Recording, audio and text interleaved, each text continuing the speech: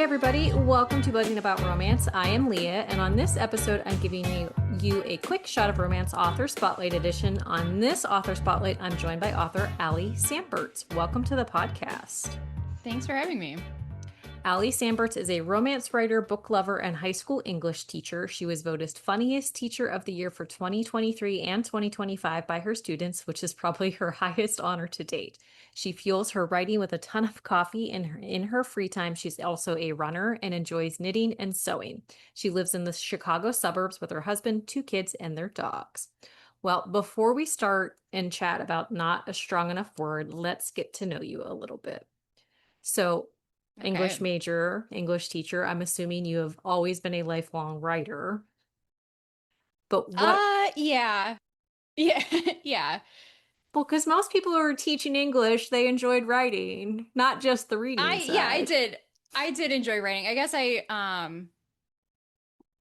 kind of was more of a reader, I Okay. think, than a writer. But like I dabbled in writing. Like I was a blogger for a while and I Okay. wrote like op-eds. So I did like the nonfiction stuff. Okay. And then I took a break. Yeah, so like I haven't been writing consistently till recently, but So, what made you write that first novel? it was always something I wanted to do. Okay. Right. Like it was always something that was in the back of my mind. Like I could probably write a book. And Mm-hmm. then I guess I was just kind of, I don't know, like waiting. It sounds really weird, but like waiting for permission to do it. Mm-hmm. It's Do not you know weird what I at mean? Like, all. No, that's totally valid because you're not the only yeah. one. Yeah. And I was teaching and I have 2 kids. And so my life was full and busy and wonderful and, all of these things. But like always in the back of my mind, I was like, I think I could probably write a book. And then like so many people during COVID, I fell in love with the romance genre. Mm-hmm. And I was like, oh, I definitely want to do this. Like, because Yeah. it's just so fun. So you're a Yeah. late to romance reader. A little bit. Yeah. Well, my Like you mom read like dabbled. the romance and I read them when she would like leave them around the house when I Uh-huh. was a kid. I Yeah, feel like same. this is a common story. Yeah. It is, Um, yes. like she would get the Fabio Well, did she get like the covers. box subscription? Because that's what my mom did. She like we would get a box every month of like 5 or 6 Harlequin books, and so we had honestly, she still has them in the attic where because my sister lives in the house we grew up in, and there are probably thousands of romance books in I bet they're maybe worth a not thousands. lot. I don't know, Maybe maybe they're like old those school like. those From covers are like collectible. But there's Yeah. so many, but I have read a good chunk of those Like I much read them in earlier than I should secret. have. Oh, Yeah, really? right, right. Like I would sit in the bottom of my closet, like I don't know why my closet, because I could just shut the door of my room, but it's like having Yes. that extra like no, I would sit in the bottom of my closet and read them. No, because you could hear somebody come in the room Uh-huh. and you were in the closet. Like Yeah, yeah, exactly. same. Because I mean, I was, but she never told me. I know she had to know that I was reading them because like Oh, she would use moms always like know. toilet paper as her bookmark because she was not a dog earer. She did not dog ear her pages, but Yeah, sometimes they would be moved, but she never said anything. So she knew. she totally knew. She knew. So what made you publish the first book? Like you got the permission to write it. Yeah. What made you publish it? Like I gave myself the permission to write it, I guess is Uh-huh. probably the most accurate description. But I like I mean, I'm a teacher, I'm a runner, like I'm really goal oriented. And Okay. so once I wrote it, I was like, well, somebody has to read it, right? Uh-huh. Like, it can't just be for me. I know there are a lot of people that have drafts of books like in a drawer somewhere, That but never, yeah. I Mm-hmm. that never see the light of day. But that's not me. Um, I was, God, how old was I? Like 38 Okay. at the time, and so I was like, well, I'm not getting any younger. Yeah. So if I want to do this, maybe it was a little bit of a midlife thing. I don't know, but I was like, well, if I'm going to do this, I better do it. And I looked into querying agents, and I looked into like traditional publishing and indie publishing. And I was like, indie publishing sounds cool. Like, because I Mm-hmm. wasn't going to quit teaching. Yeah. So it was always going to kind of be A a hobby. side Mm-hmm. gig. I hate to say hobby because that feels diminutive, but Right. like it was a like a side hustle, Mm-hmm. I guess. Which also isn't the Um, best wording for it, which but also isn't the best yeah. wording. I don't know that I have 2 It's careers like right now. passion career. It's a passion career. And I guess teaching is also kind of a passion career, but I've been doing it for 20 years, so it's Yeah. like I know what I'm doing there. This was something new, Mm-hmm. and exciting. And I'm a Gemini, so I love like just new and exciting. Like just give me all the new things. Um, and so I just was like, you know what, I'll indie publish it. Like, why not? Mm-hmm. Let's see what happens. And that kind of took off a little bit, and I got my agent, and then I just kept writing books because it was fun, Mm-hmm. and publishing them was fun. Like the whole experience, every piece of it is so different, right? Like writing a book is great, but then when you publish it, you have to get it out there, you have to market Mm-hmm. it, you have to like put it in front of people. And as a blogger and op-ed writer, like I was very familiar with like pitching myself Mm-hmm. and my work. And so I was like, oh, I'm just going to do that again. So I did. And that was fun and exciting when people would like read it and love it and want more. And, um, so yeah, I just kept going. And then I wrote Not a Strong Enough Word, and that was picked up by Page and Vine. Mm-hmm. So. So, are there any writing rituals or habits that you have to help you stay focused? Because between work and kids, like it's probably hard to find time to focus on writing. I actually think that helps because for me, Okay. because if I have 10 minutes, I'm going to use it. Mm-hmm.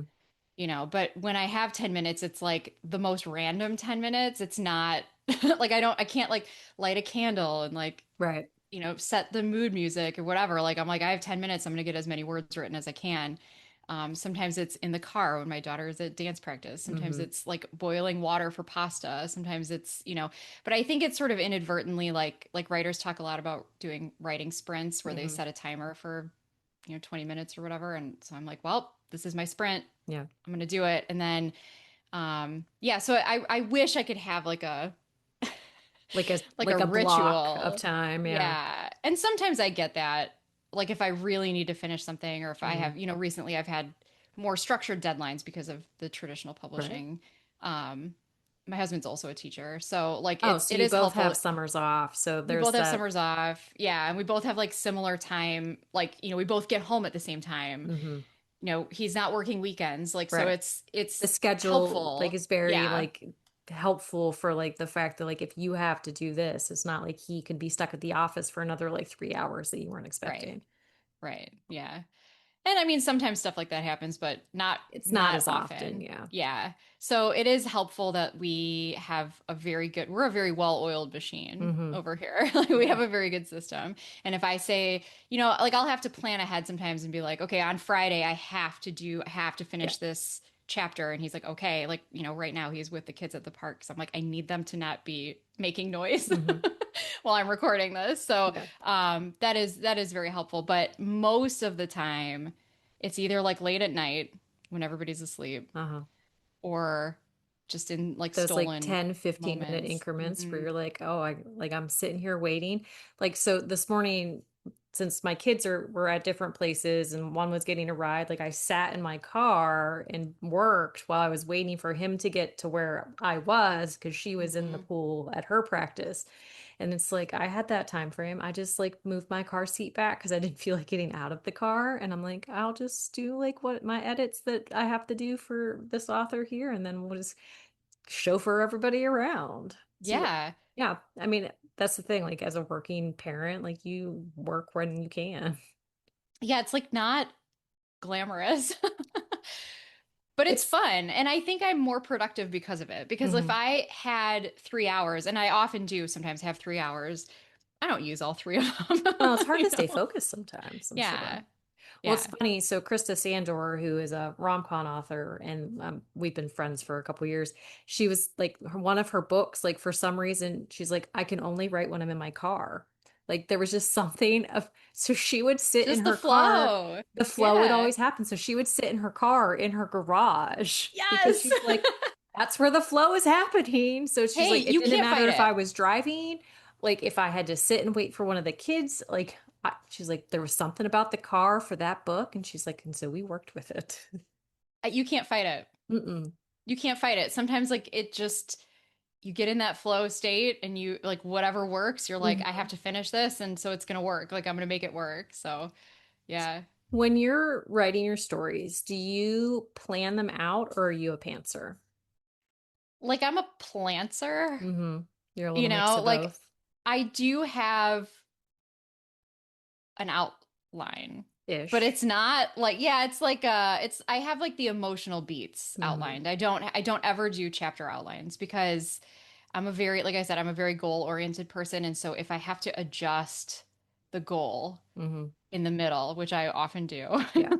I get really like frustrated with that. So I am more of like I know like I have their, the opening scene planned. I have their meet cute planned. I have Right. their like the conflict, the third act conflict planned. I have the ending planned. And then Okay. kind of in the middle there, I'm like just kind of getting there Hmm. however the characters feel like they want to. I just work here. Now, did your structure have to change a little bit being trad? Because I know, like, a lot of times when you pitch a book, you have to have like a really decent, like, meat of the story type of thing to query. So Yeah. did it have to adapt a little? No. Oh, that's Because nice. because and I don't know how it would be with like a fully trad series, but Not a Strong Enough Word was published indie first. Okay. So Oh, and when then they they picked picked it it up, up. Okay. when they picked it up, they were like, "Well, we would just really like it," so they just gave it a like a quick proofread, Hmm. and just sent it out.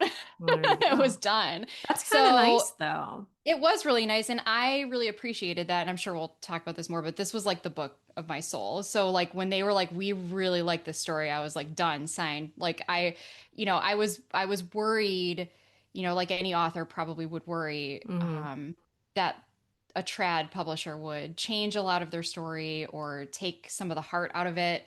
And they didn't do that. They didn't take anything out of it. They loved Right. it the way it was, and that really resonated with me, and made me want to sign with them because I just was really Hmm. excited that they loved the story that I loved so much. Right.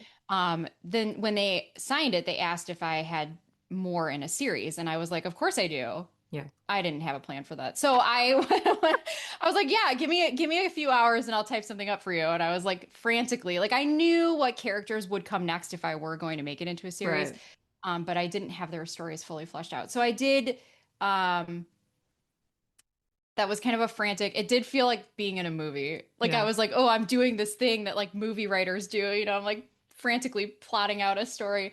That was fun. And I so I did that. And some things changed a little bit as I was writing those two, but not very much. Actually, Hmm. I feel like that was helpful to have a maybe a more solid plan Right. going into those two books because they wrote a lot. I wrote them a lot faster Hmm. because I had a plan. So did you not originally like were you not originally going to extend this series at all, or was it just kind of as it went, like maybe going back to it? Um, So, like I said, this book was the book of my soul. It Right. was highly emotional. I'm used to writing more, like, I don't want to call them rom-coms, but they're like Just rom-com adjacent. Like, they're like more lighter. just contemporary without a lot of angst in them. Yeah. And so I knew that if I was going to continue the series, that I had to match the The angst, like the level. emotional Hmm. level. And I was so exhausted after I had finished, Right. like, immediately finished writing this in, like, it was like February 2025. And so I just was like, I'm going to write the series, but I have to wait Yeah. a You need to minute because I was, emotionally and mentally yeah, like reset. yeah.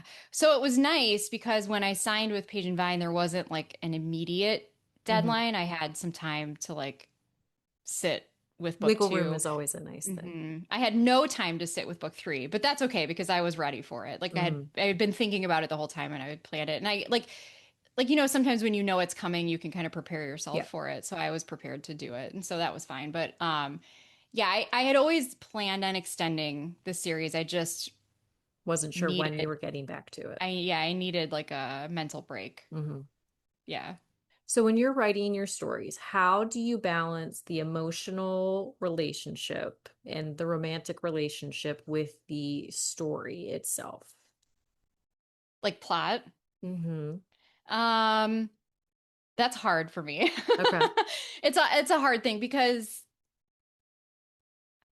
I think especially in contemporary romance, like the plot is fun, right? Like plot is Hmm. obviously necessary. You don't want nothing to happen besides romance. I mean, sometimes it's okay, but But but right, but like I'm not writing romantic suspense. I'm not writing fantasy where like battles and right. kidnapping and like I'm not doing that. as yet. Maybe never say never, but I'm Right. not doing that yet. And so the plot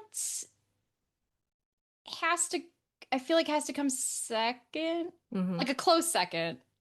I don't want people to hear this and be like, "Oh, there's no plot. I'm not reading it." There is plot, but No, like, but let me interrupt it. But that's one thing yeah, I love about these is because everybody's process is different. Everybody like looks at like some people start with their characters and they fully flesh out their characters before they even worry about like the plot or anything like that. They're like the hero is this and the heroine is this and this is how I'm going to make their stories. But then I'm going to add in like the elements of everything. So saying yeah. it that way, you're not wrong.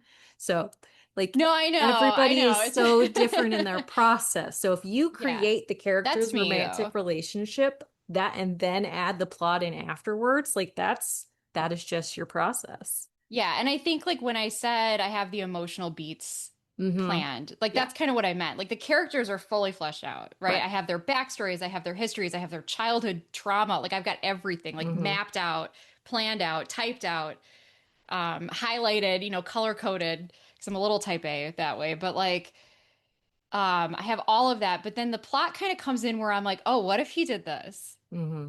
Or what if, this, because I do have a couple of like villain adjacent characters in these. So, like, what if this guy came in and said this? And then, like, how would this character react? Mm-hmm. And so that's sort of like the pantser part of it, Right. where I kind of like, I like to call it like improv writing, like the yes and. Mm-hmm.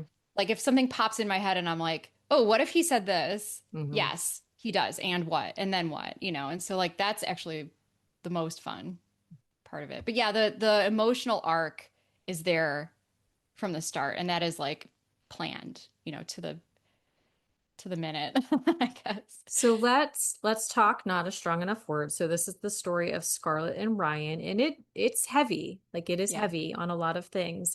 Um, and it's one of those stories. So I this is kind of off base, but I got some like health news on Monday that was not the best. And so it's like, Yeah. and usually I read the book like the week that I do the spotlight because it's one of those things where it's fresh in my mind. I don't have to worry about it. And like honestly, like it was a tough read to get through because I have experienced this Mm-hmm. late term, like Mm-hmm. very late term. And so it was like one of those stories where I was like, I don't know if I can finish this Mm-hmm. week because I'm already like in a mental spiral, but it was so emotionally fraught, but also emotionally like welcomed. Mm-hmm. Like the way the the therapy side, the depression side, the realistic like reactions to what happens, like it just was so real and rough, but in a good way. Mm-hmm. You like you say in your author's note, like this is very near and dear to your heart because of like your experiences. Was it really hard to get these words on the page at times? Um, hard is maybe the wrong word, but I don't know what the right word is. Like, was it easy? No. Yeah, You know. But I had to do it. therapeutic. I was compelled to do Hmm. it almost. I like I said, I have their emotional arcs planned out from the start. I picked up Scarlett's story and looked at it every single possible way I could Hmm. to avoid writing what I had to write, Right. right? So like I literally I was like sitting with my husband and I was like, I don't want to write about this. Like I don't want to Hmm. write about this. I don't want to do it. And he's like, so figure out something else. Like, Yeah. like it's that easy. And I'm like, but I can't. You're Like like, but it's I her need to tell story. her story That's in her this way. story. Hmm. Yeah. And her story is not my story. It's very different, Yeah. but it was still there's aspects of it that are similar, right? The burnout, the like the questioning whether or not like this life is for me anymore. Not Hmm. like, oh my God, are you gonna edit this? I'm No, I sorry. don't at these. Oh, okay. Not life, not living, but like this, like Her teaching, author right? Or journey, this, like the her author journey, like journey, the like her career. occupation journey. Sorry. No, that's fine. Actually, that's Um, why we don't edit them because I love these like kinds of like real time like reaction type things. Speaking, someone told me once that speaking is a first draft, and I have taken that to heart. Like, yep, that was a first draft thought. Like I I have to edit mean, that thought before I say it. So, like my career, right? Like I questioned if my career was for me. right, Part of that is maybe why I even started writing a book in the first place, that I was like craving something different right. from what I had experienced because like, when you experience depression, anxiety, burnout, like those I don't want to get like too technical, but I've been in a lot of therapy. So like, those neural pathways that you Hmm. develop and like you keep doing the same thing over and over and it keeps giving you the same outcome, Yeah. And so Scarlett walking away from that, like even though I don't think she thinks that that's strength in the book, I think it is, right? That she had the strength to say no more Yeah. and she didn't know how to fix it at the time and like get back to the life she wanted, but she knew that this wasn't it, and if she kept going it was going to hurt her in Hmm. some way, right? And so that strength that Scarlett has to walk away from that strength I probably will never have, right? To like say I'm done Yeah. with this whatever, this career or whatever, and walk away from it. I don't know that I would have the strength. I mean, I guess it's probably different when you're making a ton of money already, like she was. She had a Well, little bit of a safety net, but it's still but the money, it wasn't about the money for her. It was about mhm. the passion, and had to she had to change something. Well, and the story follows Scarlett. So, like, she is an author. Like, her life kind of imploded because Hmm. of things that happened. And it's one of those things where it is 5 years later since things just kind of blew up personally and professionally. And she, in these 5 years, like, she has went through tons of therapy. She has went through a lot of healing, and she's kind of thrown back into this situation with which spirals her. But it's such a valid thing because you like when you return to something that was such a big part of your life and it kind like your life itself blew up and therefore everything else around you blew up and your career blew up and not in the best way because of all the things that happened. And I know I'm being kind of vague, but like you just follow along with me, people, because you know I like to vague talk. But it's just Scarlett's journey is all about relearning balance and healing and trusting the therapy that she's gone Mhm. through and trusting that the couple of people that she still has surrounding her really are there for her. And Ryan doesn't always go about it in the right way because he wants to help, but he Mhm. also is not fully listening and seeing like the detrimental side to it for Yeah. her. But as like his journey is like sees and learns what happened 5 years ago and what was kind of the catalyst for the blow up and the disappearing and all those things. And he is starting to learn like what he can and can't do for Scarlett. And he's not meant to fix her, but enhance what she Mhm. needs. I think that's the thing about Ryan, is that Ryan is like the character that I needed Hmm. Scarlett to have, right? That Right. like, because this is Scarlett's story. Right. Like, let's be real. It is This is very, Scarlett's very story. much Scarlett's story. Yeah. And Ryan is not like a supporting character. He's very much the male main character, but Hmm. his journey is learning, like you said, how to support her. Yeah. And I think the thing about like experiencing that kind of, I guess, like trauma, Trauma is a is great word for it. that like people, I think, want to help, but sometimes the way that they try to help is by like ignoring that it happened. Yep. And I think this is any kind of trauma, right? Yeah. Like they just kind of want to like okay, well things are better now, and we're gonna move on, and things are gonna be great. Where you having experienced that are sitting here going, I can't think about anything else. Yeah. There's nothing else that I can think about. And for 5 years, Scarlett has sat with this on Hmm. her own, Yeah. um, with nothing to do except Hmm. think about it and Yeah. try to heal. And that's also not really healing. No. She has to realize that too, that she needs people around her to like help her. I don't want to say move on, but like Well, it's not moving process. on, like, because you don't ever move on from that, but it's Right. like adapt, create. Yes. I've always liked to say it's our new normal. Like we had Yes. this life and now we have a new normal and like we will never go back to the old. It is where we go from here. Yes. Exactly. And I think the thing about Ryan that I love so much and that makes him so swoony, in my opinion, is that he doesn't ignore it, even if he's wrong. And I Hmm. think people try to, I don't want to say ignore that trauma, but they don't want to talk about it because they don't want to say the wrong thing, Yeah, right? Like it which comes lots of from a people good do. place. Yeah, a lot of people do. Yeah, And it comes from a good place, right? yeah. It's frustrating when you're the one experiencing it and all you want to do is like have somebody to talk to, but like you the people around you like want to care for you and they don't want to like trigger you again or they don't want to say Hmm. the wrong Yeah. thing.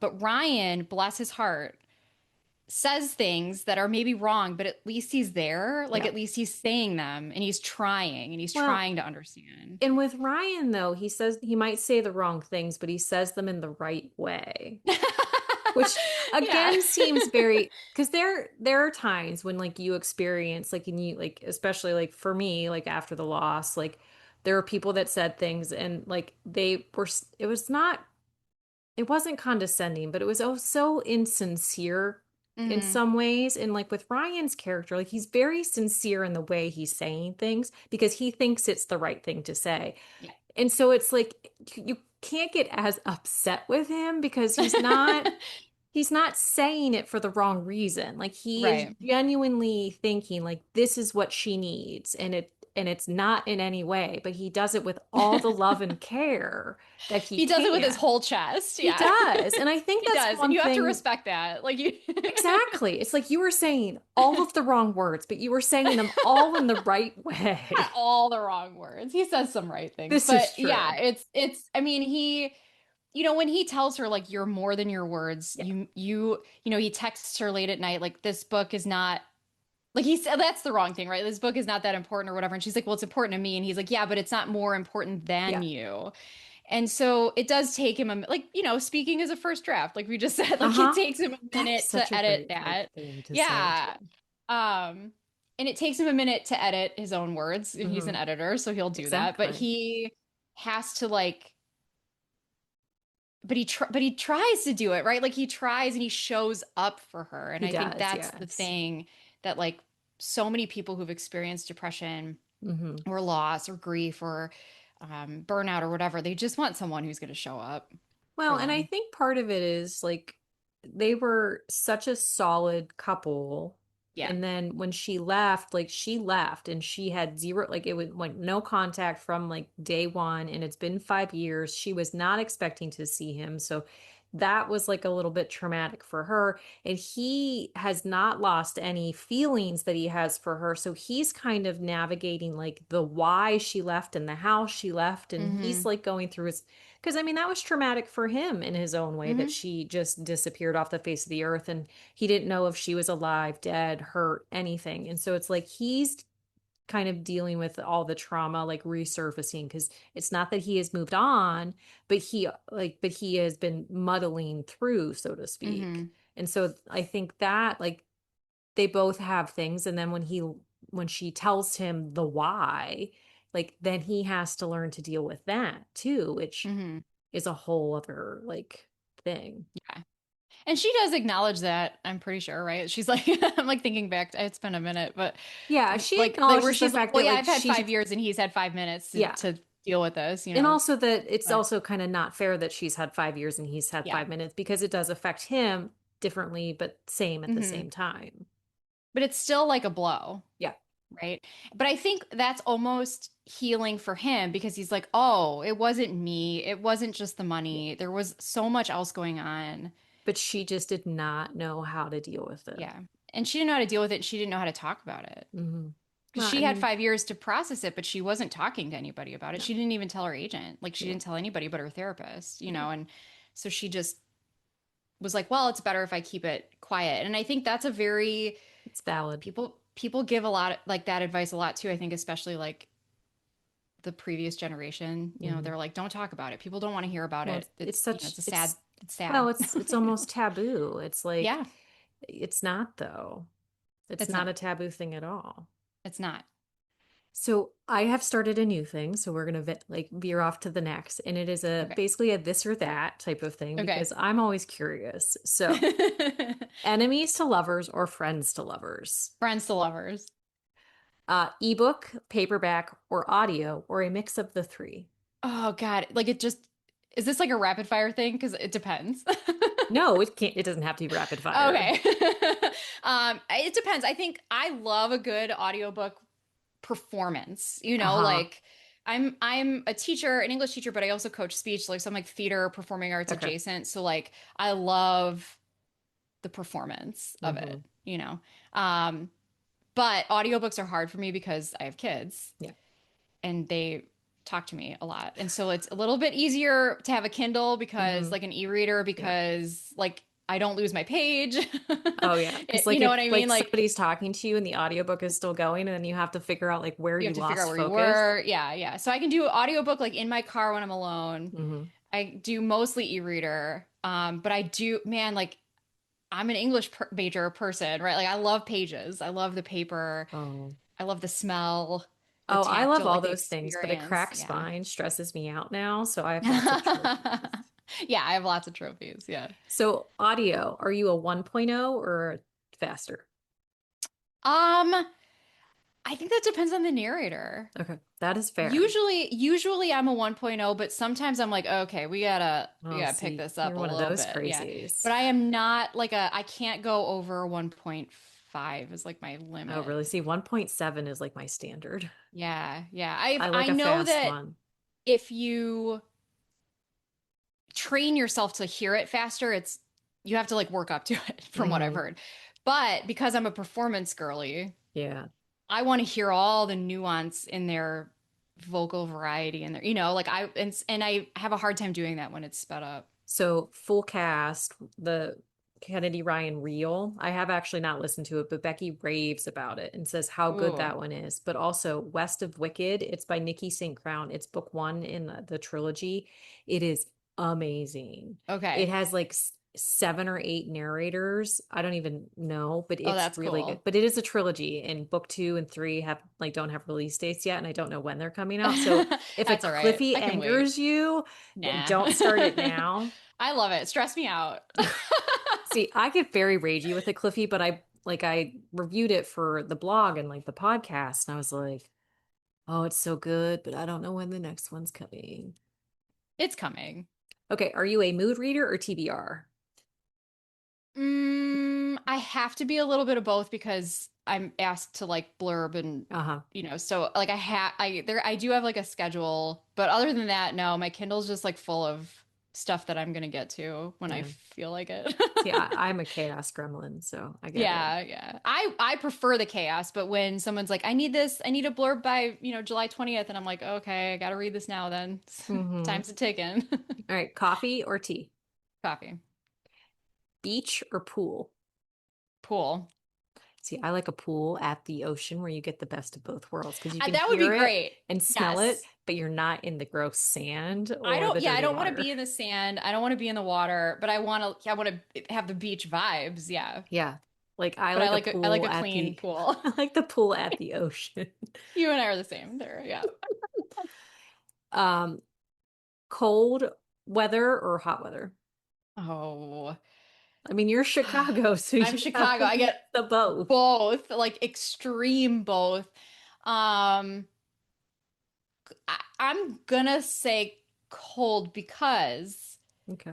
I'm an inside person, Mm, and when it's cold out, you have to it's a stay good inside. excuse to be Yeah. inside.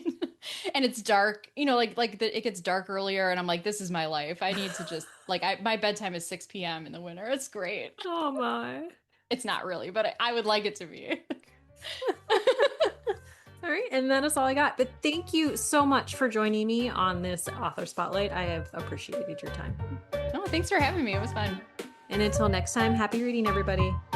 Find us on Instagram at Buzzing About Romance or on Twitter at Buzzing Romance. If you like the podcast, please leave a review.